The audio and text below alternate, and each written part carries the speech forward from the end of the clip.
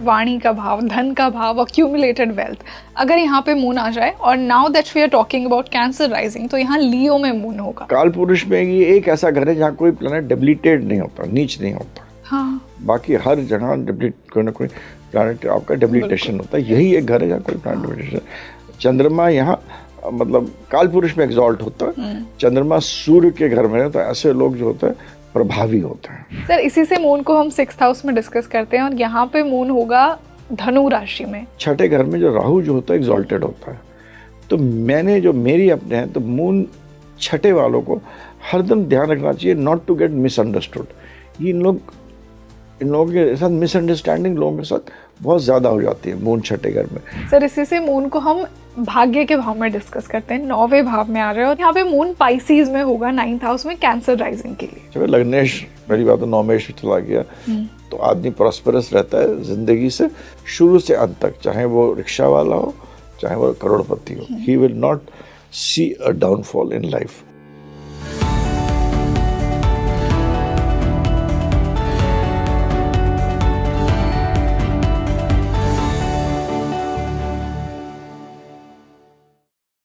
Hi everyone, a very warm welcome on the show and this is your host rangoli Sharma. जो हम series continue कर रहे हैं हर लग्न की, उसके हम 4th पार्ट पर आज आ गए हैं। तो आज हम कैंसर लग्न यानी कर्क लग्न की बात करने वाले हैं। कर्क लग्न का लॉर्ड यानी चंद्रमा आपके कौन से हाउस में बैठा है और आपकी लाइफ में वो क्या एनर्जी लेकर आता है, किस प्रकार का व्यक्तित्व आपको देता है, आपके कनेक्शंस कैसे होंगे, आपका करियर कैसा होगा। अगर मून एक्सॉल्टेड है, मून डेबिलिटेटेड है, मून कंबस्ट है, मून रेट्रोग्रेड है, तो क्या मतलब है इसका। आज के पॉडकास्ट में हम यही डिस्कस करने वाले हैं। तो ये पॉडकास्ट शुरू करने से पहले आप मुझे कमेंट सेक्शन में बताइए कि आपका मून कहाँ प्लेस्ड है, क्या आप भी कर्क लग्न के हैं, आपका मून किसके साथ बैठा है, ये भी हम बात करने वाले हैं। सो आई एम श्योर कि आपको अपने लग्न के बारे में, स्पेशली कर्क लग्न को, बहुत कुछ पता लगने वाला है। चंद्रमा जिसका बहुत एक्टिव है, आज आपको बहुत कुछ अपने बारे में पता लगेगा। साथ ही साथ हमने कुछ प्रैक्टिकल रेमेडीज भी डिस्कस की हैं। सो यू टेल मी कि आपका चंद्रमा कहाँ प्लेस्ड है। और इसी पर्टिकुलर डिस्कशन के लिए वही गेस्ट मेरे साथ जुड़े हैं जिनके साथ मैं ये सीरीज कंटिन्यू कर रही हूँ, आप सभी के favourite renowned astrologer Shankar Adawal sir. Sir welcome back on the show. नमस्कार सर, आज के इस पॉडकास्ट में हमारी जो सीरीज चल रही है उसी का 4th पार्ट है और आज हम बात करेंगे कर्क लग्न पर। और कर्क लग्न का जो लॉर्ड है यानी चंद्रमा, जब वो हर हाउस में होगा तो क्या रिजल्ट्स देगा। तो सर इससे पहले कि हम मून को हर हाउस में डिस्कस करें, मैं पहले कैंसर राइजिंग को आपके लेंस के थ्रू समझना चाहूंगी कि कैसे ये लोग होते हैं, कैसी पर्सनालिटी होती है, क्यों वो पर्टिकुलर लग्न ही एक सोल को मिला है, क्या उसकी लाइफ का सोल पर्पस हो सकता है इस लाइफ में, क्या वो अचीव करने आए हैं। यहाँ से हम स्टार्ट करते हैं। तो कर्क का लॉर्ड चंद्र है।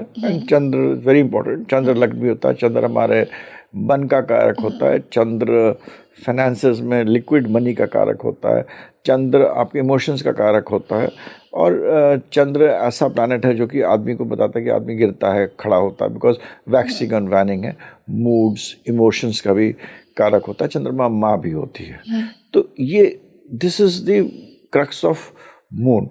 और यही कर्क लग्न रिप्रेजेंट करता है बेसिकली भावना, पिछला जिंदगी से क्या लेके आ रहा है जो चंद्रमा रिप्रेजेंट करता है, और इमोशंस इनके बारे में, और एक मदरली जो फीलिंग इंस्टिंक्ट होती है वो चंद्रमा का रिप्रेजेंट करता है। और चंद्रमा का जो नेगेटिव पार्ट है कि चंद्रमा क्योंकि वैक्सिंग एंड वैनिंग होता है तो ये स्टेबल नहीं होता है। तो उसको बहुत जहाँ जब रिलेशनशिप्स में जहाँ भी चीटिंग होगी, जहाँ भी गलत काम होगा, वहाँ चंद्रमा का इन्वॉल्वमेंट कहीं ना कहीं ज़रूर होता है। मन का चंचल होगा ना, मन का चंचल होता है, इसीलिए काम भी कुछ नेगेटिव कर देता है। चीटिंग में not always but in certain combination it एक हिस्सा जरूर होगा उसका। सर आपको क्या लगता है कि मून की सबसे बेस्ट क्वालिटी क्या है। मून वालों को ना बहुत इमोशनल माना जाता है और कभी कभी इनके इमोशंस की वजह से इन्हें वीक भी समझ लिया जाता है। So what do you feel is the most special quality of cancer rising और moon in itself? Moon itself की राइजिंग का माँ है। Moon is like a mother. तो एक माँ होती है, वो टफ भी हो जाती है, डांट भी देती है, कभी बहुत प्यार भी कर लेती है, कभी एक बच्चे को देने के लिए एक बच्चे से चुरा के दूसरे बच्चे को भी दे देती है।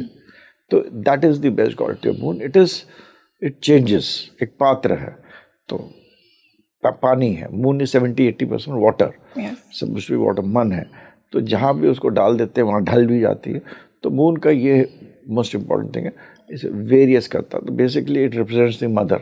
ओके सर, इसी से हम मून इन फर्स्ट हाउस से स्टार्ट करते हैं, यानी कैंसर राइजिंग के लिए जब मून अपनी स्वयं राशि में आके फर्स्ट हाउस में बैठ जाए तो क्या कुछ एनर्जी वो एक इंसान की लाइफ में लेकर आएगा? मून फर्स्ट राशि में होगा तो क्योंकि अपने राशि में कहते तो प्योर चंद्रमा की जो चीज़ें हैं, इमोशनल होगा,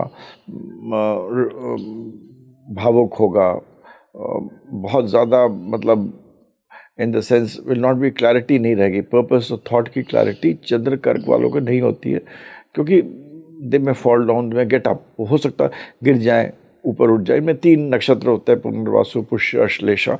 तो इसमें एक पार्ट जो चंद्रमा का अंत डिग्रीज पे जिनके होगा 20-25 डिग्री का, उनकी थोड़ी सी चंद्रमा का नेचर से अलग होगा। अदरवाइज 20 डिग्री तक चंद्रमा विल बी एक इमोशनल प्राणी होता है, और 20 डिग्री के बाद जिनका होगा उसमें थोड़ा सा अश्लेष नक्षत्र का भी आ जाता है, तो मर्कुरियल भी आ जाता है। वहाँ पर चंद्रमा जो होगा इमोशनल होगा, बट इमोशनल होगा अपना मतलब निकालने के लिए। एक होता है प्योर इमोशन कि मैं आपसे प्यार करता हूँ, तो करता हूँ, और दूसरा होता है मैं आपसे प्यार करता हूँ क्योंकि मैं आपसे कुछ चाहता हूँ, बदले में एक्सपेक्ट करो। तो ये एक चंद्रमा पहले घर में ये हो, basically characteristic will be this. Okay, जिनका चंद्रमा पहले घर में होगा उनको ये याद रखना चाहिए कि इस राशि में जुपिटर जो होता है वो उच्च का होता है, जी, और मंगल जो होता है नीच का होता है। तो जुपिटर उच्च का होगा, तो चंद्रमा जुपिटर जब भी साथ रहता है लोग कहते हैं चंद्रमा ही होगा, और जुपिटर क्योंकि यहाँ उच्च का है, जुपिटर का है तो गज केसरी योग बनाता है, एक्सेट्रा एक्सेट्रा। मगर चंद्रमा जुपिटर मैंने जब भी हरदम ये देखा है कि कभी कभी तो आपको बहुत प्रॉब्लम में भी डाल देता है, एक डिवाइन ग्रेस देता है मगर प्रॉब्लम में भी डाल देता है। इस राशि में आपका मंगल नीच का होता है, तो चंद्रमा जब भी लग्न में हो ऐसे लोगों को अपने मूड्स पे फॉर हेवन से बहुत रखना चाहिए, क्योंकि इनका मूड ऐसा होता है एकदम से तो बहुत इमोशनल हो जाएंगे और एकदम से डांट देंगे, एकदम से कुछ नेगेटिव बोल देंगे, एकदम से कुछ ऐसा कर देंगे जो कि मंगल वाली चीज़ कर देंगे, मतलब जोर से बोल रहा आदमी प्यार से बोलता। चंद्रमा का क्वालिटी होता बोल emotion is positive and negative. तो चंद्रमा कर्क वालों के लिए मोस्ट इंपॉर्टेंट ये है, जो कि उनको ऊपर भी उठा सकता है नीचे भी गिरा सकता है, कि इनके जो मूड स्विंग्स जो होते हैं इतने ज़्यादा होते हैं, इससे इनकी पूरी लाइफ लोगों की बदल जाती है। तो चंद्रमा जिनका कर्क में उनका मेरे लिए उनके लिए ये है कि try to balance emotions, don't be all the time कि आप नेचुरल, मैं तो नेचुरल रहूँगा, मैं तो पूरे टाइम जैसा रहना, क्योंकि इसके अंदर क्या होता है कि दे कैन स्विंग्स ऐसे होते हैं, और इसके अंदर कभी कभी जो स्विंग होता है मूड्स का एग्रेसिव हो जाता है, और जब एग्रेसिव हो जाता है आदमी समझता नहीं। अभी तो आप बहुत प्यार से बात कर रहे थे, आपने उसको मन आया, आपने उसको करोड़ रुपए दे दिए और आपको गुस्सा आ गया, तो बेचारा खटखटा रहा, आपको दरवाज़ा नहीं खोल रहे हैं, तो that Mangal energy also comes in, वो भी नीच के मंगल की एनर्जी। तो वो आपका एक हरदम you should be very careful. चंद्रमा लग्न में होंगे ऐसे लोग जो होते हैं anything to connected with water, emotions, chemicals, भावना, इन सब के प्रोफेशन में they do generally they do well. जहाँ बोलना है, जहाँ बात करना है, जहाँ इमोशंस को दिखाना है, जहाँ अपने बोलना खाली नहीं बट भावनाओं को दर्शाना है, वो भावनात्मक चीज़ में बहुत अच्छा होता है। और जितने भी फिल्म इंडस्ट्री हुआ, एक्टिंग हुआ, पानी के, क्योंकि पानी का कारक होता है चंद्रमा, तो नदी के कारण ट्रैवलिंग का जितनी भी चीज़ें होती, इन सब चीज़ों में अगर चंद्रमा लग्न में होता तो उनके लिए अच्छा प्रोफेशन है। बिल्कुल सर, इसी से मून को सेकंड हाउस में डिस्कस करते हैं, वाणी का भाव, धन का भाव, अक्यूमुलेटेड वेल्थ।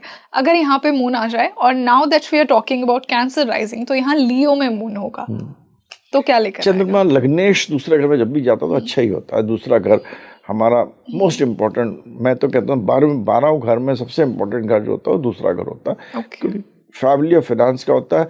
और काल पुरुष में ये एक ऐसा घर है जहाँ कोई प्लैनेट डेबिलिटेड नहीं होता, नीच नहीं होता। हाँ। बाकी हर जगह कोई ना कोई प्लैनेट आपका डेबिलिटेशन होता है, यही एक घर है जहाँ कोई प्लैनेट डेबिलिटेशन। चंद्रमा यहाँ मतलब काल पुरुष में एग्जॉल्ट होता है, चंद्रमा सूर्य के घर में है, तो ऐसे लोग जो होते हैं प्रभावी होते हैं।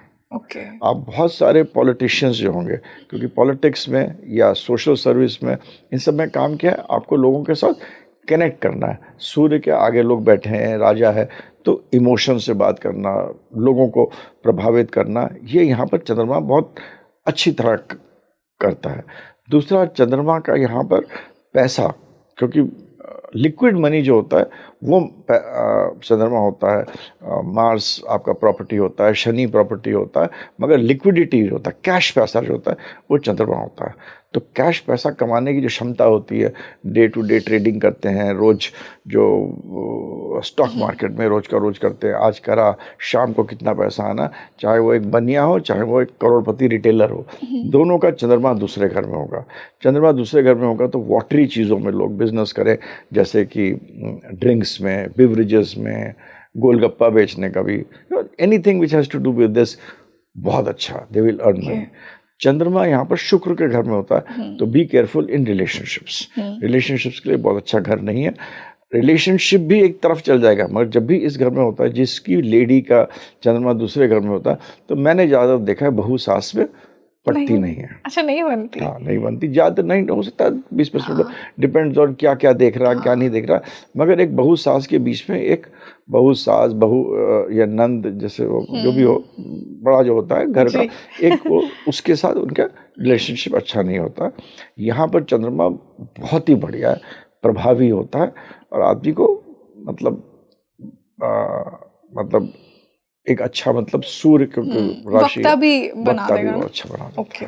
और सर वैसे भी यहाँ पे मून एक्सॉल्ट ही होता है कालपुरुष में, तो बिल्कुल, तो ओवरऑल बहुत अच्छी प्लेसमेंट है मून इन दिमाग के सेकंड धनी हाउस, होंगे, दिमाग के धनी होंगे। ओके सर, इसी से चंद्रमा को हम थर्ड यानी पराक्रम के भाव में डिस्कस करते हैं। कम्युनिकेशन, शॉर्ट ट्रैवल का हाउस है थर्ड हाउस। अगर यहाँ पे चंद्रमा आ जाए और यहाँ पे मून होगा वर्गो यानी कन्या में, तो कैसी एनर्जी लेकर आएगा? मून जब कन्या में है तो इनका आपस में रिश्ता बहुत अच्छा नहीं है, क्योंकि राशि कन्या की वह तीसरे घर में है चंद्रमा। तो चंद्रमा जब तीसरे घर में है, तो यहाँ पर आदमी को पराक्रम देगा, मगर वैसा पराक्रम नहीं देगा जैसे हम आमतौर तक सोचते हैं। यहाँ पर आदमी को इमोशनल स्टेबिलिटी बहुत देता है। जिन काम में आपको दिमाग का उपयोग ज़्यादा करना पड़ता है, जैसे कि अंताक्षरी कोई खेलने का काम है, ठीक है, इट्स अ बिग गेम। मैंने देखा है जो लोग चंद्रमा जिनकी तीसरे घर में हैं, वो लोग अंताक्षरी खेलने में, इन सब के कंपटीशन, इन सब चीज़ों में, आजकल तो वो टीवी में आते भी बहुत सारे प्रोग्राम्स, गाने के प्रोग्राम्स, ये सब प्रोग्राम, उन सब चीज़ों में उसकी, और बहुत सारे उन सब चीज़ों में बहुत मैंने देखा अच्छा होता है। चंद्रमा तीसरे में होगा, गाना गाने में उसका बहुत अच्छा होगा। और चंद्रमा तीसरे वालों की जो आवाज़ होगी ना, वो दूसरों से हट के आवाज़ होती है। कैसे, किस प्रकार की अलग आवाज़ होगी? ये आवाज़, क्योंकि राशि यहाँ कन्या की है, और कन्या राशि क्या भारी है। इट इज़ लाइक कन्या basically represents enemies, diseases and deaths. तो जब भी ये तीन चीज़ों का आदमी एक deep, it's called a root, जो बेस जो होगा ऐसे आदमी का ना, जब भी चंद्रमा कन्या में होगा, उन आदमी की आवाज़ का जो बेस होता है ना, कहते हैं इसको ऑडिशन पास। क्यों पास है? क्योंकि ये बहुत, इसका बेस बहुत अच्छा है। इसका कहते हैं, इसका जो आवाज़ की जो गहराई है, जैसे आपके भी जो स्पीकिंग ट्री के जो एडिटर हैं, उनसे बात करते हैं, उनकी भी आवाज़ में एक है ना, जैसे तो उससे भी ज़्यादा, तो that kind of thing just वो चंद्रमा एक देता है, डेप्थ है, एक डेप्थ देता है, बिकॉज इन दिस राशि ओनली, इन दिस राशि तीसरा घर, हम लोग खाली कर्क लगने वाला है, इसको आप ब्लाइंडली मत अप्लाई करिएगा कि ऐसा। और यहाँ चंद्रमा ट्रैवल्स देता है। यहाँ चंद्रमा एक इट इज़ अ सौम्य प्लैनेट। यहाँ पर चंद्रमा जो होगा, यहाँ पर चंद्रमा जब देखिएगा खुद ही इतनी सारी चीज़ें डील करना है, तो हर चीज़ को इमोशनली डील करता है। ये जैसे दुश्मनी भी होगी ना, तो वो दुश्मनी को कहेगा, इट इज़ वन प्लेस जहाँ चंद्रमा कहेगा छोड़ो, जहाँ कहेगा पैसा आएगा छोड़ो, चलो इसको हम लोग किस तरह बातचीत करके इसको ख़त्म कर देते हैं इशू को। और वो भी रिलेशनशिप में। यहाँ चंद्रमा ऐसा होता है, इस घर में ऐसा होगा जहाँ वो थोड़ा सा दे देगा, छोड़ देगा। जब तक कि चंद्रमा यहाँ पर, अगर जैसे जो क्रूर प्लैनेट्स हैं, जैसे अगर राहु के साथ भी हो गया, तो प्रोफेशन में जो चीज़ मैंने बोली वो तो अच्छी रहेगी, रिलेशनशिप में छोटे भाई बहनों के साथ थोड़ी सी प्रॉब्लम आएगी। राहु यहाँ तीसरे घर में अच्छा ही होता है, तो चंद्रमा जब भी राहु के साथ होगा, प्रोफेशनली आदमी बहुत राइज करेगा। मगर अगर चंद्रमा जैसे कि आपका बुध के साथ हो गया या केतु के साथ हो गया, तो फिर ये ओरिएंटेशन को बदल देगा। बट वही रहेगा, ओरिएंटेशन बदल जाएगा, डिपेंड्स करता है प्लेसमेंट, एस्पेक्ट, कंजंक्शन में। चंद्रमा तीसरे घर वालों को अपने थ्रोट के बारे में बहुत ख्याल रखना चाहिए। गला जल्दी खराब होता है, नाजुक होगा, वो मतलब ये सब प्रॉब्लम, लंग्स का जो इशू है, थ्रोट एंड लंग्स वाला पार्ट को they should be little careful. Sir इसी से चंद्रमा को 4th हाउस में डिस्कस करेंगे। काल पुरुष के अकॉर्डिंग चंद्रमा का भाव ही 4th हाउस है और यहाँ पे मून स्पेसिफिकली कैंसर राइजिंग के लिए लीब्रा में चला गया, तो कैसे एनर्जी लेकर आएगा? अब चंद्रमा तो खुद ही इतना बढ़िया प्लैनेट है, इमोशनल है, गिविंग है, यहाँ पर तो बहुत चाहता भी है कि आराम से रहे। तो चंद्रमा चौथे घर में होगा तो जितने भी, पहले हम लोग ये बात करते हैं क्या प्रोफेशन, क्योंकि लोग प्रोफेशन में ज़्यादा इंटरेस्टेड रहते हैं, तो home industry, decoration, interior design जो आप लोग करते हैं, उसको जो भी बोलते हो, इंटीरियर डेकोरेशन, लोगों को सजाना, फैशन में साड़ी वाड़ी का वो करना, मतलब कपड़ों का, क्योंकि शुक्र जो है वो कपड़ों का कारक होता है, उसको सिल के करना, या जैसे बड़े बड़े जो अब्बू जानी या बहुत बड़े बड़े लोग जो हैं जो कि अपने आजकल जो पेश करते हैं अपनी चीज़ें, इन सब में चंद्रमा और शुक्र का मिलन बहुत ज़रूरी है। और यहाँ पर तो शुक्र चंद्रमा के घर में आ गया और वो भी कर्क लग्न है, जो कि चंद्रमा का बहुत ज़्यादा एनर्जी फ्लो कर रही है। जब हम लग्न को देखते हैं तो हम समझते हैं, आप देखिए ना, nothing is static in astrology, her cheese flow करती है, जैसे कोई एक चीज़ स्टैटिक नहीं होती, तो उस फ्लो कर रही एनर्जी यहाँ पर, और तो it is good for this thing. However, क्योंकि यहाँ पर चंद्रमा इतना मतलब ऑल्सो इट हैज़ गॉट कि आराम करें, आराम से रहें, आराम की ज़िंदगी बसर करें, अच्छी चीज़ें पसंद करेगा, अच्छे कपड़े, अच्छे कंफर्ट्स, अच्छे ज्वेलरी, एंड इट ऑल्सो ये सब चीज़ें अर्न भी कर सकता है। हाउएवर रिलेशनशिप्स में ये यहाँ पर चंद्रमा अच्छा नहीं होगा। यहाँ पर चंद्रमा आपको, मतलब मैंने देखा बहुत जगह एक्स्ट्रा मैरिटल रिलेशनशिप्स लाएगा, एटलीस्ट टेंडेंसी देगा टू से कि भाई आउटसाइड रिलेशनशिप्स को वो तो नहीं होगा। 4th हाउस में बैठकर इसीलिए क्योंकि है तो शुक्र का घर, हाँ, है तो शुक्र का घर, तो चंद्रमा जब भी शुक्र के घर में होगा, चंद्रमा और शुक्र की जब भी एनर्जीज मिलेंगी, चाहे 4th हाउस में होगा, तो ये होगा इसकी रिलेशनशिप में, मतलब आप समझिए घर के आसपास के जगह होंगी। Okay, that is the only difference it makes. हाँ। अगर इसको जुपिटर एस्पेक्ट कर लेगा तो शायद भाई थोड़ा सा, हाँ ना, जुपिटर का एक चीज होती है जो कि करता है, बट जुपिटर का याद रखिए, जुपिटर अगर अच्छे घर से एस्पेक्ट करेगा तभी अच्छा होगा। अगर मान लीजिए कि नेगेटिव हाउस से एस्पेक्ट कर लिया, क्योंकि तो जुपिटर बहुत नेगेटिव रिजल्ट्स देगा। जुपिटर का एक wheel, sometimes I have podcast on Jupiter, कि Jupiter is the worst planet really, हाँ, कि जहां जब गुरु आपका खराब हो गया तो सब कुछ खराब हो गया। मान लीजिए जैसे 6th 8th 12th से दृष्टि दे रहा है तो थोड़े नेगेटिव रिजल्ट्स, थोड़ा नेगेटिव दे देगा। मतलब गुरु भी दे दिया, गुरु ने दे दिया, तो आप अगर गुरु अच्छा नहीं है, मतलब एक पंडित को अपने गुंडों के बीच में बिठा दिया है और फिर वो अपनी दृष्टि दे रहा है, तो पंडित और गुंडों के मिलकर दृष्टि आएगी ना उसको, तो वो अच्छी नहीं होगी। तो चंद्रमा शुक्र में, चंद्रमा और शुक्र को इसीलिए यहाँ पर मैं ये नहीं कहता हूँ it will lead to extramarital relationship, no, एक आदमी को दिमाग में एक भटकाव जरूर देगा कि यार ये चीज़ मेरे को अच्छी लग रही है, चलो लेट मी ट्राई, कोशिश कर ले। अगर उसको राहु ने भी दे दिया, थोड़ा पुल मिल गया, पुश और जगह से मिल गया, दशा भुक्ति अंतर बहुत सारी चीज़ें हमें देखनी पड़ती हैं। ये तो एक हम इंडिकेशन बता रहे हैं, तो इट गिव्स अ टेंडेंसी। तो वन जिसके भी चंद्रमा शुक्र में, मैं ये कतई नहीं कह रहा हूँ कि उसका एक्स्ट्रा मैरिटल होगा, ये कह रहा हूँ it may give a tendency, क्योंकि उसकी और उसको ये चाहिए कि उसको likes good things of life, अच्छी चीज़ें चाहिए ज़िंदगी में। मान लीजिए किसी की हॉरोस्कोप छोड़िए, कोई भी औरत है या आदमी है, उसको मतलब नहीं है उसके पास, मगर उसे कोई उसका एस्ट्रोलॉजिकल कॉम्बिनेशन ऐसा है कि प्रलोभन में फंस सकता है और उसे कभी मिली कोई अच्छी चीज़ तो चला गया उस प्रलोभन में, ठीक है। तो चंद्रमा शुक्र है तो ये टेंडेंसी देगा। बिल्कुल। तो मतलब सर का कहने का मतलब यही है, अगर मैं कंक्लूड करूँ ऑडियंस से, इट्स नॉट नेसेसरी कि ऐसा होगा ही, बट अगर 7th में भी वीनस मून कनेक्ट हो रहा है तो ये हो सकता है। इट्स नॉट नेसेसरी कि जितने भी मैं बता रहा हूँ कि एक्स्ट्रा मैरिटल देगा या इट्स अ पॉइंटर है, और पॉइंटर के पीछे लॉजिक भी है, ये जरूरी नहीं कि हो।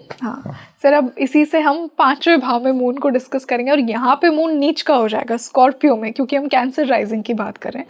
बट जनरली अगर मैं जानूँ मून इन 5th हाउस कैसे रिजल्ट देता है और यहाँ पे कैसे देगा moon in Scorpio? Moon in Scorpio बहुत अच्छा है, बहुत अच्छा है। हमारे प्राइम मिनिस्टर की कुंडली में भी moon in Scorpio 1st house में है। मून इन स्कॉर्पियो बहुत अच्छा होता है। मून इन स्कॉर्पियो, स्कॉर्पियो क्या होता है, गूढ़ अंदर तक जाने का। तो जो आदमी बहुत डीप सोच, अच्छा 5वां घर जो होता है ना, वो भी होता है क्रिएटिव इंटेलिजेंस आपका, बुद्धि का, और वो भी पराबुद्धि का, बुद्धि के आगे वाली बुद्धि का, आपके पिछले जन्म का, आपके सोचने का, आपके अंदर तक जाने का, 8वें घर रिसर्च करने का। और जब चंद्रमा यहाँ होता है तो जो चंद्रमा का जो नेगेटिविटी क्या होती है, basically it is the Chanchal planet, emotional planet, बह जाता है, पानी जैसा है, बिखर जाता है, आप जैसे चलाता है उस तरफ चला जाता है। तो चंद्रमा बेसिकली कभी ठहराव नहीं है चंद्रमा में। प्रिडिक्टिंग चंद्रमा इज द मोस्ट डिफिकल्ट, सबसे बहुत ही मतलब मुश्किल चीज़ है चंद्रमा को प्रिडिक्ट करना। और चंद्रमा से ही पूरी पतरी बनती है, चंद्रमा से दूसरा, 10वां, वैदिक में तो चंद्रमा से राशि ही 12वां, चंद्रमा जिसमें है दूसरा, उसी को 12वां बोलते हैं। सब देखना पड़ता है। चंद्रमा से ही आपका पूरा डीएनए भी है, चंद्रमा सब कुछ। और चंद्रमा ही सबसे मुश्किल है, क्योंकि किस पात्र में कैसे फैलेगा, किस तरह आप पानी भी फेंकिए हर जगह अलग अलग, हर बार फेंकेगा पानी को तो अलग तरह से बहता है पानी ना। तो वही एस्ट्रोलॉजी में बेसिकली इस चंद्रमा को समझना बहुत मुश्किल है कि चंद्रमा किस तरह हर पत्री में बह रहा है, और उस चंद्रमा से ही पूरी आपका नींव खड़ी होती है कि जो मन करता है वही तो आप करेंगे, जो मन चाहेगा वही बुद्धि को बोलेंगे, वैसे ही आप करते हैं। तो ये चंद्रमा यहाँ पर ठहराव आता है, क्योंकि घर ऐसा है जो कि कहता है सोचो, नीचे जाओ। तो ये 5वें घर में बहुत अच्छा है। Again for child birth it will create a delay, in child birth it will create a delay, because यहाँ चंद्रमा नीच का है। तो कुछ चीज़ों के लिए अच्छा हो जाएगा, कुछ चीज़ों के लिए मतलब हर चीज़ के लिए अच्छा, हर प्लैनेट दोनों चीज़ अच्छे बुरा होगा। तो चाइल्ड बर्थ में डिले कर सकता है, मगर वैसे फॉर क्रिएटिविटी, इंटेलिजेंस, आगे बढ़ना, कार्य करना, एक्सेट्रा एक्सेट्रा में बहुत अच्छा होता है। ऐसे लोग ज़्यादातर हर प्लैनेट को 5वें घर में लोग कहते हैं आपकी रिलेशनशिप बहुत ज़्यादा रहेगा। और चंद्रमा यहाँ पर आएगा तो ये रिलेशनशिप में ज़्यादा टाइम नहीं, ये ज़्यादा टाइम नहीं करेगा कि मैं इसके पीछे जाऊँ, पार्टी में बुलाऊँ। जैसे कि सपोज लव अफेयर है, लव का हाउस है, रिलेशनशिप का हाउस है, लोग चंद्रमा 5वें घर में बोलेंगे ये तो बहुत रिलेशनशिप पड़ सकता है, मगर नहीं, क्योंकि ये स्कॉर्पियो का घर है। यहाँ पर वो ज़्यादा टाइम वेस्ट नहीं करेगा कि तुम आओ, मैं तुमको पार्टी दूंगा, मैं तुमको खिलाऊंगा, पिलाऊंगा, ये करूँगा, वो करूँगा, इन अ रिलेशनशिप और any other relationship, not a man woman, man to man, woman to anybody. यहाँ पर चंद्रमा ये सब टाइम में वेस्ट नहीं करेगा। यहाँ पर चंद्रमा को रिलेशनशिप करना है तो आपकी पूरी एनालिसिस करेगा, पूरा आपका डेबिट क्रेडिट पूछेगा, फिर आपसे आके पूछ लेगा भाई कि तुम मुझसे शादी करना चाहते हो, नहीं करना। मतलब डायरेक्ट होगा, डायरेक्ट होगा। Okay. And it will do, वो करेगा आफ्टर रिसर्च। अच्छा, इन एन अफेयर को, लव अफेयर का हाउस है 5वां। तो यहाँ चंद्रमा इस तरह अपना ओरिएंटेशन चेंज कर देता है। जी बिल्कुल सर। इसी से मून को हम 6th हाउस में डिस्कस करते हैं, और यहाँ पे मून होगा धनु राशि में, तो कैसे रिजल्ट्स लेकर आता है जब भी मून 6th में होता है? मून धनु में राशि में है तो ठीक है। जुपिटर और चंद्रमा का जो रिलेशनशिप है वो भी कोई बहुत सौहार्दपूर्ण रिलेशन नहीं है, जो हम स्टोरी जानते हैं। छठा घर भी है, और छठे घर में जो राहु जो होता है एग्जॉल्टेड होता है। तो मेरी अपने हैं, तो मून छठे वालों को हरदम ध्यान रखना चाहिए नॉट टू गेट मिसअंडरस्टूड। इन लोगों के साथ मिसअंडरस्टैंडिंग लोगों के साथ बहुत ज़्यादा हो जाती है मून छठे घर में। आप अच्छा करने चले गए, दूसरे आदमी ने कहा भाई इसने तो मेरा बुरा कर दिया। That is a theme. Moon in छठे हाउस में मैंने देखा कि आदमी हरदम एक मतलब जैसे कहते हैं ना मिसअंडरस्टूड हो जाता है। आदमी को लोग करेगा, कोशिश करेगा अच्छा, पर दूसरा उसको शेयर नहीं मिलता पूरा, जो उसकी भावनाओं का, उसके काम के, उसकी जो अच्छा एक मदरली इंस्टिंक्ट है, या जो भी अच्छा करना चाहेगा मून में, छठे मून का मैंने हरदम देखा, वो आदमी को हरदम कहा जाएगा यार इसने तो मेरा खराब कर दिया, इसने मेरा कुछ ठीक नहीं करा। मतलब कंप्लेनिंग होगा। कंप्लेन नहीं, वो तो अच्छा करेगा, अच्छा। But general people will say this, जैसे मैंने आपके लिए कुछ अच्छा किया, एंड ऑफ द डे आप मेरे को उसका शेयर नहीं मिलेगा अगर मेरे छठे में। अच्छा, आपसे शेयर नहीं मिलेगा। मतलब मून इन 6th वालों को इतना क्रेडिट नहीं मिलता है जितना वो डिजर्व करते हैं, और वो जितना दूसरों के लिए करते हैं वो, और हरदम कुछ ना कुछ ऐसा अपने जल्दबाजी में हरदम ऐसा करेंगे जिससे कुछ ना कुछ शायद कभी कोई खराब भी हो जाए। तो मून छठे का जनरली लोग आप देखेंगे वो कहेंगे लोग विश्वास पात्र नहीं है। चंद्रमा छठे में होगा, जनरल जो आपका देख के लोग कहेंगे विश्वास, वो इसीलिए कहेंगे क्योंकि आप इतना आगे बढ़ते हैं, आगे से आगे, जहाँ नहीं भी करना वहाँ तो यू डोंट गेट दी उसका क्रेडिट, या किसी के काम में अंदर अपना हाथ डाल देंगे जहाँ नहीं डालना चाहिए। ज़रूरी नहीं आपको एंटर करना। तो मून इन छठों को इस चीज़ का ध्यान रखना चाहिए।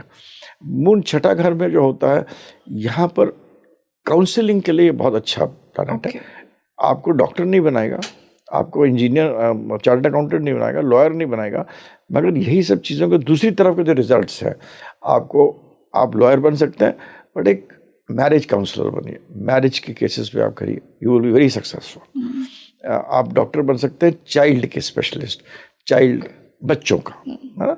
ऐसे आप डेट्स दे सकते हैं, तो छोटे जो नीचे वर्ग के काम है, क्योंकि छठा घर जो होता है वो ऐसा घर होता है जो एक सिस्टम से काम करता है। छठा घर की क्वालिटी जो होती है सिस्टम, और उसके अंदर सैगिटेरियस राशि है, तो Sagittarius also likes to do, हर चीज़ को चाहता है वो एक सिस्टमैटिकली करे। तो यहाँ मून छठे में आदमी ये सब चीज़ें कर सकता है, बट उसमें एक इमोशनल एंगल होना चाहिए, जैसे कि मैंने कहा मैरिज काउंसलर्स, बच्चों के डॉक्टर, इन सब चीज़ों से आप प्रोफेशनली कर सकते हैं। As far as relationship is concern, क्योंकि मैंने आपसे कहा कि इसमें हरदम यू टेंड टू बी, आदमी मिसअंडरस्टैंड करा जाता है, हो जाता है, लोग कहते हैं इसने हमारे साथ ठीक नहीं करा, ये विश्वास पात्र नहीं है, तो इस चीज़ का आपको ध्यान रख के आदमी को आगे बढ़ना चाहिए। बिल्कुल सर, इसी से मून को 7th हाउस में डिस्कस करते हैं, रिलेशनशिप का भाव, पार्टनरशिप का भाव, और जैसा हम पहले 4th हाउस की बात कर रहे थे कि जब मून ऐसे हाउसेस से कनेक्ट हो जाता है तो कहीं ना कहीं इंसान को थोड़ा चंचल बना देता है। तो यहाँ पे मून होगा कैप्रिकॉर्न में, शनि की राशि में, तो शनि तो उसे थोड़ा कंट्रोल करेगा। मून को कंट्रोल तो करना मुश्किल है, लग्नेश जब सप्तमेश में आएगा, तो अगर बाकी प्लैनेट्स और निमालय शुक्र नहीं है यहाँ पर, देखिए सबसे बड़ी बात याद रखिएगा, this is not concern with this, but नीच का शनि जो है, हर प्लैनेट, शनि और शुक्र आपस में बहुत दोस्ती है, तो हर प्लैनेट एक, it's not concerning this but it's also concerning, her planet, अगर आप एक्स्ट्रा मैरिटल रिलेशनशिप देखते हैं तो शनि देखना बहुत ज़रूरी होता है। तो जब शनि नीच का होगा ना, तो वो एक्स्ट्रा मैरिटल रिलेशनशिप नहीं देगा। शनि जब नीच का होगा, चाहे किसी भी हाउस में, चाहे किसी घर में, और शुक्र चाहे कितना पावरफुल हो, चाहे कॉम्बिनेशन बन रहे हो, नहीं देगा। बट शनि एक्सॉल्टेड जब होगा ना, तब दे देगा।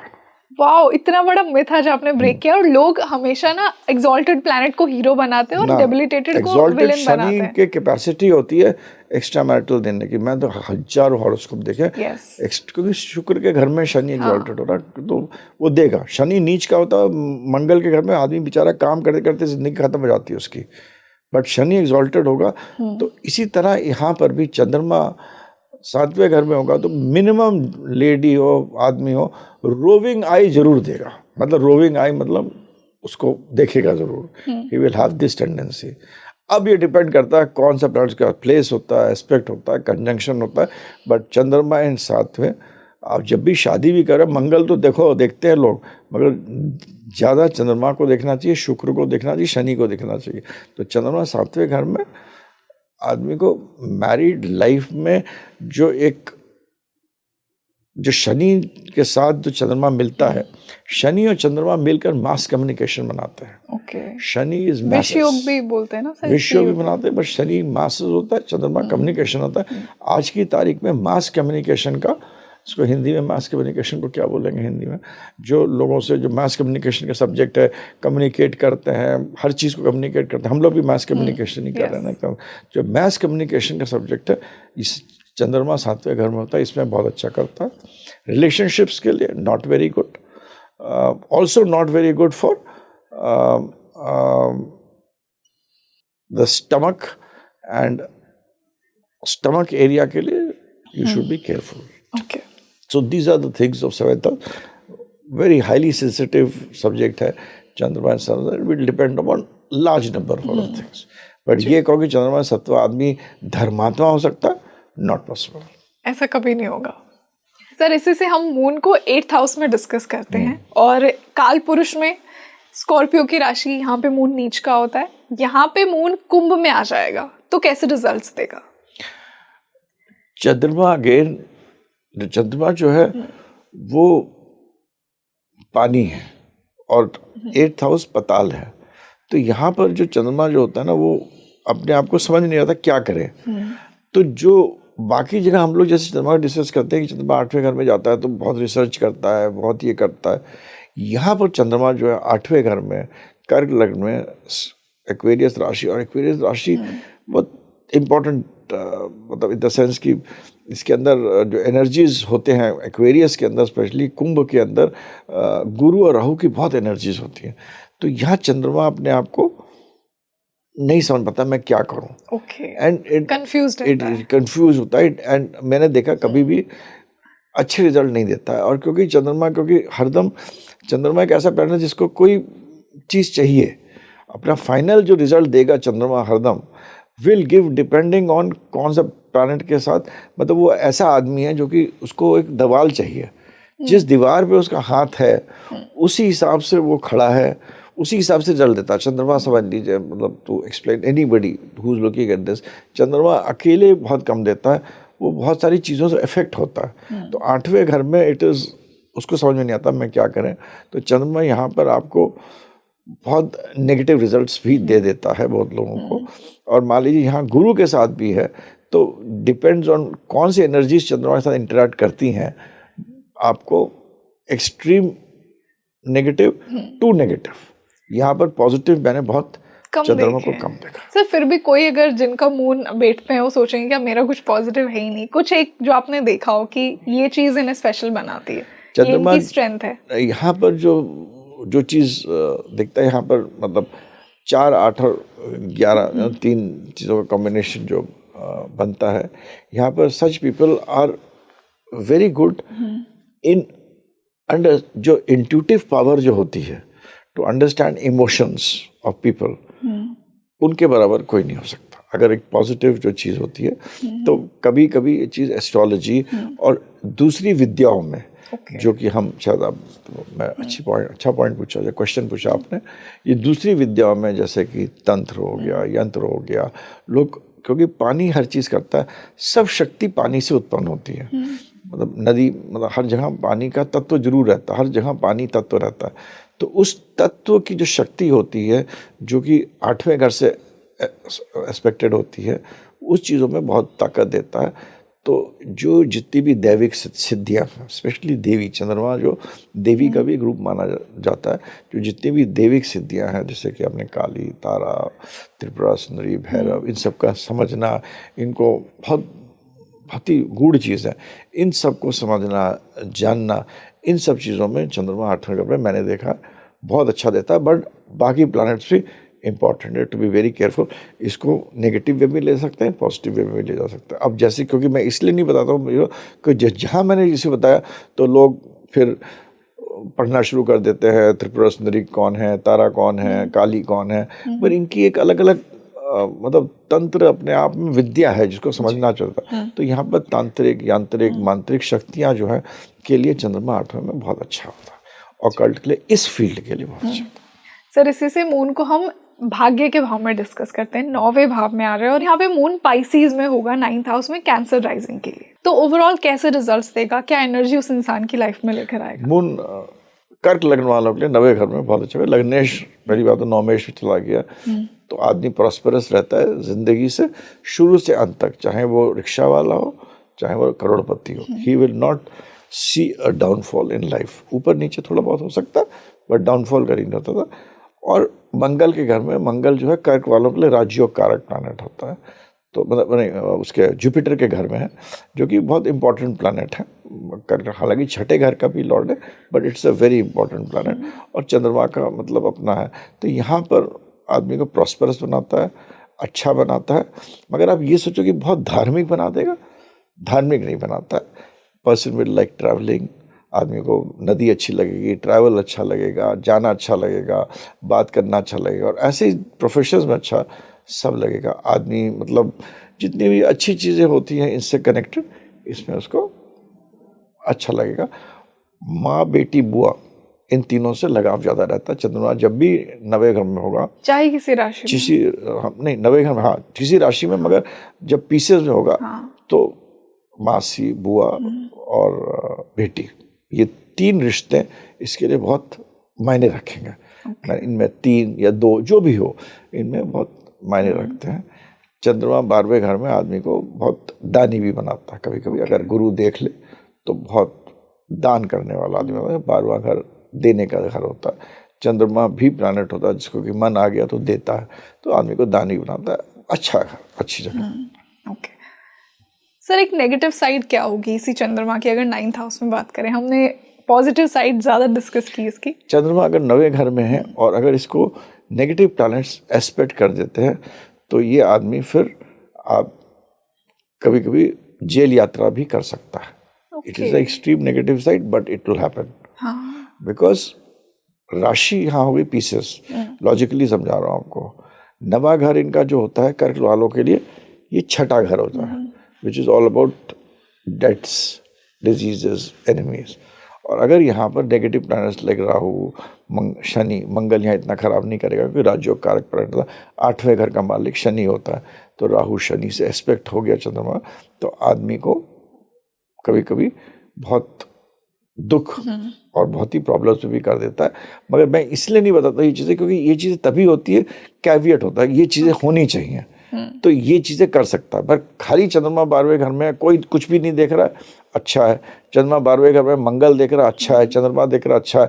मगर शनि और राहु ने देख लिया जैसे चंद्रमा को, तो फिर तो आपको काला पानी, जेल की यात्रा भी करा सकता है। ओके सर, इसी से हम मून को 10th हाउस में डिस्कस करते हैं। काल पुरुष के अकॉर्डिंग शनि का भाव है, यहाँ पे मून आ जाएगा और यहाँ पे मून होगा एरीज में, क्योंकि हम कैंसर राइजिंग की बात करें। तो ओवरऑल कैसे रिजल्ट्स लेकर आएगा? अगर खाली मून एरीज में गए, प्रोफेशन में लोग ज़्यादातर कहें बहुत बढ़िया लग दे, मगर यहाँ पर चंद्रमा कभी अच्छा रिजल्ट नहीं देता, चाहे किसी भी राशि में हो। किसी राशि तो यहाँ पर एरीज ही होगा, हाँ। किसी राशि में नहीं, हम कर्क लग्न की बात कर रहे हैं। एरीज में होगा, 10वें में चंद्रमा होगा, क्योंकि चंद्रमा ऊपर नीचे करेगा, तो उसके प्रोफेशन में होंगे, he will leave, ups and downs आएंगे, वेरिएशंस आएंगे। यहाँ पर चंद्रमा अच्छा रिजल्ट नहीं देगा, सॉफ्ट प्लैनेट होता है, आदमी हार्ड डिसीजंस ले सकता है, प्रोफेशन के लिए इमोशंस अच्छे नहीं होते हैं। तो यहाँ पर चंद्रमा जो लोग ज़्यादातर जो डिक्टिव हैं कि लग्नेश दशमेश में बैठ गया तो हमको एकदम हाई कर देगा, तो वो चीज़ नहीं होगी यहाँ पर 100%। बल्कि कर्क लग्न के लिए अगर खाली चंद्रमा दशम स्थान में बैठ गया तो आदमी को कभी कभी डाउनफॉल भी बहुत तगड़ी मिलती है। It gives a very big down, बहुत डाउनफॉल। और ये बहुत लोग जो लोग देख रहे हैं, हम पे प्लीज कमेंट करें आपके स्पीकिंग में। अगर खाली चंद्रमा लग्न में बैठ गया है, मतलब दशमेश में, अकेले आदमी के लाइफ में डिप बहुत तगड़ा आता है, बहुत तगड़ा डिप देता है। तो ये दशम घर में you have to be careful. चंद्रमा अच्छा देगा, नौकरी भी दे देगा, प्रेस्टीज दे देगा, मगर आपको ये तय करना है कि आपको एक स्टेबल लाइफ चाहिए कि अनस्टेबल लाइफ चाहिए। यहाँ पर अनस्टेबल प्रोफेशन देता है अगर बाकी प्लैनेट्स और बाकी प्लैनेट्स नहीं देख रहे हैं।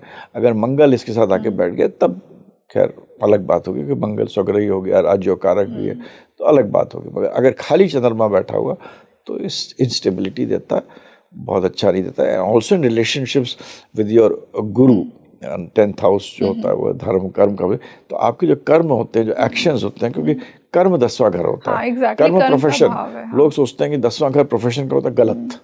10वां घर कर्म का होता है, प्रोफेशन का नहीं होता, ना पैसे का होता है।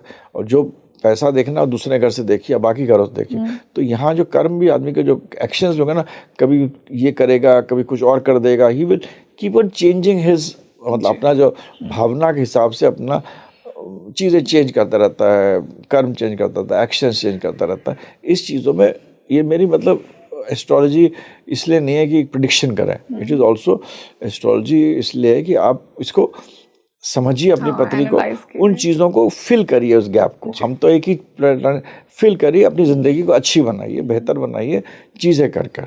जिसका चंद्रमा 10वें घर में है, वो अगर उस पर मंगल भी इम्बाइब कर दे, जैसे कि रोज़ डिसिप्लिन का काम करे, वॉक करे, जिम जाए, वही चंद्रमा अच्छा हो जाएगा। तो इस तरह मतलब these are things which are, छोटी छोटी चीज़ें बहुत इंपॉर्टेंट है। तो एस्ट्रोलॉजी इसलिए होती है कि भाई आप समझकर उसको अपनी ज़िंदगी को बेहतर बनाइए, बनस्पत कि हमने कुछ डरा दिया या कुछ कर दिया।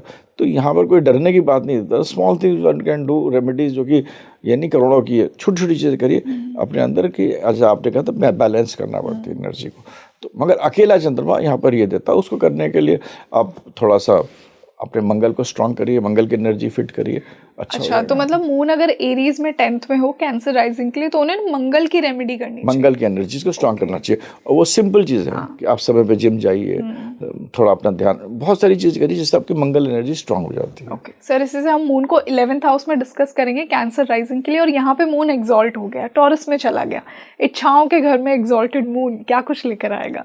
तो ऐसा आदमी सब कुछ चाहता है, चाहता सब कुछ है, लेकिन क्या उसे मिलता है? हाँ, तो कृष्ण भगवान की भी था ना, मून 11th में थोड़ी एग्जॉल्टेड था, फर्स्ट में था ना। टॉरस में था, हाँ टॉरस में था। हाँ तो यहाँ पर एक नक्षत्र है रोहिणी, हाँ वो रोहिणी नक्षत्र ऐसा वो हर कुछ चाहता है। तो यहाँ पर 11वें घर में हो गया है, मगर तो 11वें घर तो इच्छाओं का घर होता है, एग्जॉल्टेड होता है। तो यहाँ पर चंद्रमा सब कुछ मांगने का, चाहने का कोशिश करता, और ये नहीं कि नेगेटिव यहाँ नहीं होता है।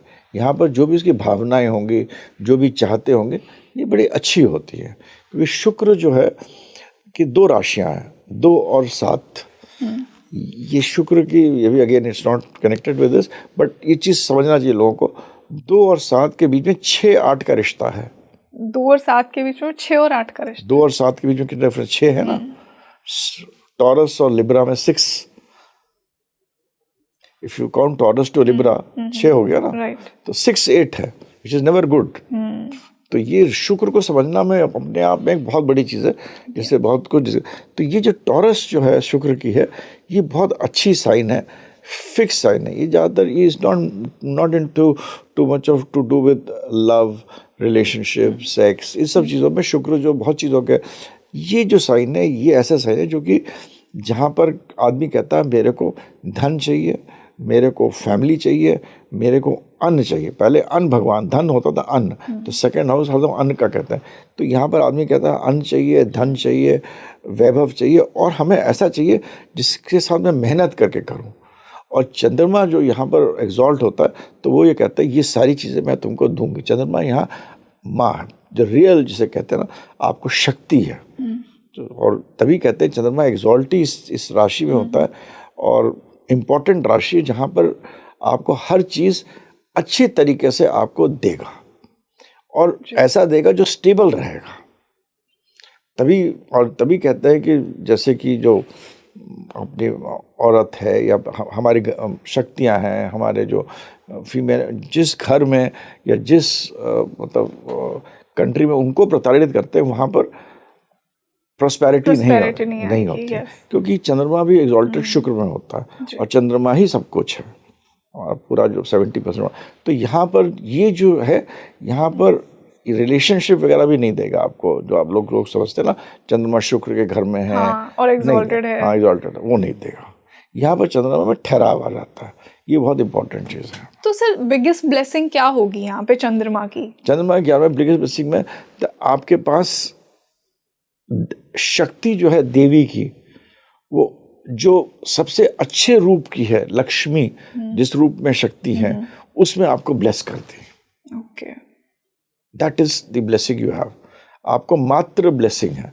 आपके पास धन है जो बहुत अच्छे तरीके से आ रहा है, आपका अन्न है जो अच्छे तरीके से आ रहा है, आपको मेहनत करने की शक्ति दे रहा है, आपको संचित करने की शक्ति दे रहा है, और आपको आगे जो कर्म करिएगा उसमें भी आपको शक्ति देगा। और यहीं पर चंद्रमा इतना वेवरिंग नहीं होगा। ओके जी, तो ये बड़ा अच्छा घर है यहाँ। अब बाकी चीज़ों से प्लेसमेंट, एस्पेक्ट, कंजंक्शन, नक्षत्र, नवांश वगैरह भी देखना पड़ेगा। We have to see a lot of things. Sir इसी से हम मून को डिस्कस करेंगे। अब आखिरी भाव में मोक्ष का भाव बोला जाता है, दान का भाव है, एक्सपेंडिचर का भाव है। तो 12वें भाव में मून यहाँ जेमिनाई में होगा कैंसर लग्न के लिए, तो कैसे रिजल्ट्स लेकर आएगा? लग्नेश मून जब भी 12वें में होगा तो ऐसे आदमियों को मतलब थिंकर बना देता है। ओके, थोड़ा आदमी सोचता बहुत ज़्यादा है। जो राइटर्स होते हैं वो यहाँ पर होते हैं। लग्नेश 12वें में फॉरेन जाने का बहुत अच्छा स्थान है, और यहाँ पर मिथुन राशि है, तो आप समझ लीजिए एजुकेशन, इन सब चीज़ों में बाहर जाने के, इन फील्ड में अगर आप बाहर जाएंगे, और field of education, computer, contacts, Mithun की जो भी चीज़ें होंगी उन चीज़ों में आप बाहर जाते हैं। लोग पढ़ाई के लिए ऐसे लोग बहुत जाते हैं। चंद्रमा जो है, चंद्रमा चंचल भी, चंद्रमा 12वें घर में ट्रैवलिंग को भी बहुत सिग्निफाई करता है। यही चंद्रमा अगर आपको पीड़ित हो जाता है तो आपको यहाँ पर डेफिनेटली आपको मतलब आपको बंधन करा सकता है, आपको डिजीज भी दे सकता है और आपको डेथ्स भी दे सकता है, क्योंकि चंद्रमा जो है यहाँ पर चंचल भी है, क्योंकि मिथुन है। और जब यहाँ पीड़ित हो जाएगा तो इन तीनों चीज़ों से आपको बचना चाहिए। अदरवाइज चंद्रमा 12वें में आपको फॉरेन में ले जाएगा, आपको दान करने की शक्ति भी देता है, आपको बोलने की शक्ति देता है। बड़े बड़े राइटर्स जो लिखते हैं, जैसे जो बच्चों की किताब लिखी जो बच्चे क्रेजी होते हैं, हाँ, वो सब दैट शी इज चंद्रमा इन 12वां। तो 12वां अगर सोचने की, मिथुन तो बच्चा भी होता है, वो भी बहुत सोचता है, चंद्रमा उसको ऐड करता है। तो बड़े बड़े राइटर्स के लिए, बड़े बड़े कंपोजर्स के लिए, सब के लिए बहुत अच्छा कॉम्बिनेशन है, बहुत अच्छा कॉम्बिनेशन है। देने के लिए भी अच्छा कॉम्बिनेशन है, पैसा आदमी देने की शक्ति रखता है। मगर ये राहु शनि किसी गंदे प्लैनेट के साथ पीड़ित हो जाए तो फिर आपको one has to be very very careful. तो आप अपना पत्री किसी एस्ट्रोलॉजर से चेक कराइए, दिखाइए, तो इट कैन गिव काउंसलिंग। चंद्रमा 12वें घर में हो तो आप पानी का दान करिए, बहुत अच्छा रहता है। Okay okay. तो sir, now that we discussed from 1st to 12th, best placements क्या होंगी मून की आपके अकॉर्डिंग? ऑल्दो हम एक जनरल लेवल पे डिस्कस कर रहे हैं, आई नो कि बहुत सारे हमें और प्लेसमेंट्स देखने होते हैं, युति देखनी होती है, किस राशि में है, किसकी दृष्टि है, बट फिर भी एक जो बहुत आपने पॉजिटिव प्लेसमेंट्स समझी हो आपके एनालिसिस के according. Best is second house. Second house moon best, बहुत अच्छा सेकंड हाउस। वहाँ कालपुरुष में एक्सॉल्टेड है, इंटेलिजेंस है। Second, fifth and ninth are the best places. Second, fifth and ninth, fourth नहीं है क्योंकि मदर का भी है। फोर्थ पे फिर शुक्र का भी है, ओके, जो आपको समझाया था। हाँ बिल्कुल सर, हमने काफ़ी अच्छे डिटेल से समझा। आप मुझे बताइएगा कि आपका मून कहाँ है, और नेक्स्ट वाली जो पार्ट है हमारा उसमें हम आगे के लग्नों पर बात करेंगे। So sir, thank you so much for such a detail discussion today. So you tell me in the comment section कि आपको आज का ये पॉडकास्ट कैसा लगा, आपका मून कहाँ प्लेस्ड है, किसके साथ प्लेस्ड है, एक्सॉल्टेड है, डेबिलिटेटेड है, किस डिग्री पर है, आपका लग्न कितना प्रोमिनेंट है। आई एम श्योर कि आपको आज के इस पॉडकास्ट से ज़रूर पता लगा होगा। आने वाले पॉडकास्ट में हम लियो लग्न पर बात करेंगे। इस पॉडकास्ट को ज़्यादा से ज़्यादा शेयर कीजिए, साथ ही साथ मुझे अपनी क्वेरीज बताइए अपनी कुंडली से रिलेटेड, और आने वाले पॉडकास्ट में हमें और किन टॉपिक्स पर चर्चा करनी चाहिए। मैं आपके लिए ऐसे ही इंसाइटफुल एस्ट्रोलॉजिकल डिस्कशंस लेकर आती रहूंगी। This is your host Rangoli Sharma. I see you in another podcast. नमस्ते।